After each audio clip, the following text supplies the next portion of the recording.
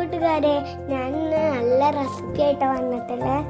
ആദ്യം ഇത് ഷവർമ ഇട്ടാ, അതിന് വേണ്ടിയിട്ടുള്ള കാര്യങ്ങൾ ഞാൻ പറഞ്ഞുതരാം. ആദ്യം നമ്മൾ കുബൂസ് എടുക്കുക, എന്നിട്ട് മൈനോസ് അതിൻ്റെ മുകളിൽ ഇങ്ങനെ തേച്ചെടുക്കുക. നന്നായിട്ട് വട്ടത്തിൽ ഇങ്ങനെ തേച്ച് കൊടുത്താൽ മതി.